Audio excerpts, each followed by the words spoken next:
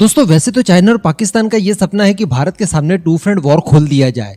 एक तरफ से पाकिस्तान अटैक करेगा और एक तरफ से चाइना करेगा। अब इसकी तैयारियों के बारे में अगर जायजा लिया जाए भारत का, तो भारत की वायुसेना के पास फाइटर प्लेन्स की अच्छी खासी कमी है। लेकिन दोस्तों हम लोगों ने ये भी नहीं भूलना चाहिए कि जो चाइना है उसके सामने भी मल्टीपल फ्रंट वॉर एकदम खुला हुआ दिखाई दे रहा है। एक तरफ भारत है, ताइवान है, अमेरिका, जापान, साउथ कोरिया और साथ ही ऑस्ट्रेलिया है। कहने का मतलब हमारे पास तो केवल टू फ्रंट वॉर है, लेकिन चाइना के पास मल्टी फ्रंट वॉर है। और इस बात को लेकर भारत ने अपने आप का मंथन भी करना चाहिए कि हमने टू फ्रंट वॉर के हिसाब से भी फाइटर प्लेन्स की कमी को बनाए रखा है लगातार, और आगे न जाने कब तक बनी रहेगी। लेकिन चाइना की बात की जाए तो उसके पास मल्टी फ्रंट वॉर होने के बावजूद उसने अपनी तैयारियां कुछ इस तरह की कर दी है जिसको देखकर खुद पेंटागन भी शर्मा गया है। उसे भी लगने लगा है कि यार चाइना इस समय सबसे बड़ी एविएशन ताकत बन सकता है। क्या हुआ है पूरा मामला, मैं आपको सारा कुछ बताने वाला हूँ। आप बस वीडियो को एकदम एंड तक देखते हुए चैनल को सब्सक्राइब जरूर कर दीजिएगा। दोस्तों सबसे पहले तो अमेरिकी डिफेंस विभाग यानी पेंटागन की रिपोर्ट की अगर हम लोग माने तो उन्होंने बताया कि चाइना के पास कुल 1800 से ज्यादा एयरक्राफ्ट्स हैं, जिनमें से 2250 लड़ाकू विमान हैं यानी फाइटर प्लेन्स।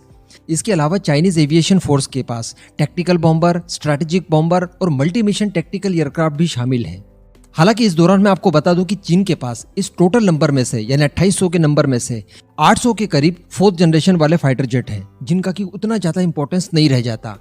लेकिन J-20 का आंकड़ा ठीक ठाक अभी तक चाइना के द्वारा जारी नहीं किया गया है। और सबसे बड़ी चिंता की बात यही है क्योंकि बताया जा रहा है कि 2025 तक ही चाइना के पास कुल 500 J-20 5th जनरेशन के फाइटर एयरक्राफ्ट होंगे। 500 J-20 यानी ये बहुत बड़ा नंबर हो चुका है। साथ ही पेंटागन की तरफ से ये भी कहा गया है रिपोर्ट में कि इस समय चाइना की जो एविएशन फोर्स है वो इंडो पैसिफिक में सबसे बड़ी है। इस क्षेत्र में उसका दबदबा है। और ये कहते ही आप समझ गए होंगे कि भारत के पास यकीनन इसकी तुलना में काफी कम नंबर्स हैं। अभी दोस्तों बताया जा रहा है कि इसके बावजूद यानी इतना सारा कुछ असला होने के बावजूद चाइना के पास कहीं ना कहीं फाइटर प्लेन्स की और साथ ही इन्हें उड़ाने के लिए पायलट्स की खासी कमी है।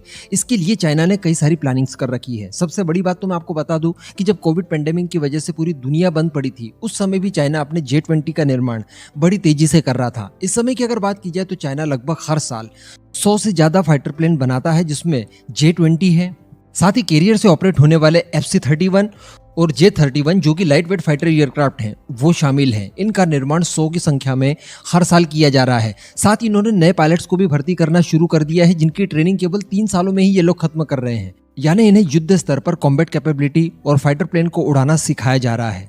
और ये जो मैंने आपको बताया कि कोविड पीरियड में भी इन्होंने बड़ी मात्रा में J-20 का मैन्युफैक्चरिंग किया, तो बताया जा रहा है कि सप्लाई लाइन पूरी तरह से ठप हो जाने के बावजूद कम से कम 100 फाइटर जेट इन लोगों ने मैन्युफैक्चर किए। और ये यकीनन भारत के लिए चिंता का विषय हो सकता है, क्योंकि इस समय भारत को कम से कम 42 स्क्वाड्रन फाइटर प्लेन्स की चाहिए, जिसकी कि हम लोग आसपास भी मौजूद नहीं है। अगर हम लोग MRF प्रोग्राम कंप्लीट कर लेते हैं, जिसके तहत 114 फाइटर जेट हम लोग विदेशों से खरीदते हैं, उसके बावजूद भी भारत के पास ये नंबर कहीं से कहीं तक अचीव होते हुए नहीं दिखाई दे रहा है।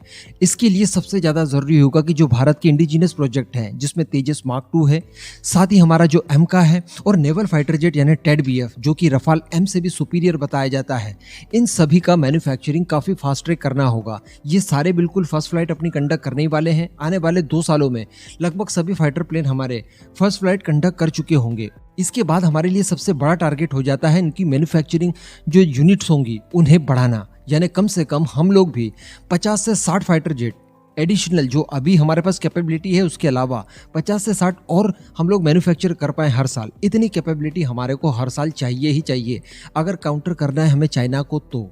और इसमें भी सबसे बड़ी बात यह कि हमें हमारे एमका के ऊपर खासा ध्यान देना होगा, क्योंकि चाइना जिस तरह से J-20 का निर्माण लगातार तेजी से कर रहा है, उसे काउंटर करने के लिए कोई इफेन बट के बिना हमें एमका फाइटर जेट बड़ी तादाद में चाहिए ही होंगे। जो 7-8 स्क्वाड्रन की बात की जाती है एमका की भारतीय वायुसेना के लिए, ये नंबर बहुत कम है। इस नंबर के साथ हम लोग चाइना को मैच नहीं कर पाएंगे, क्योंकि अल्टीमेटली हमें टू फ्रंट वॉर करना है। और अगर बात की जाए नेवी की, तो यार वो भी बहुत अति आवश्यक हो जाता है। नेवी के लिए भी बड़ी संख्या में फाइटर प्लेन हमें बनाने चाहिए, ताकि हम लोग फुल स्ट्रेंथ के साथ फायर पावर हमारी नेवी को भी दे पाएं। Chinese navy in future Bharat के लिए बड़ा थ्रेट बन सकती है हिंद महासागर में। इसी के साथ साथ जो हमारे लिए टैक्टिकल बॉम्बर्स की बात की जा रही है, साथ ही जो स्टेल्थ बॉम्बर के डेवलपमेंट की बात लोकली की जा रही है, इन सब प्रोजेक्ट के ऊपर भी ध्यान देना हमें अति आवश्यक है।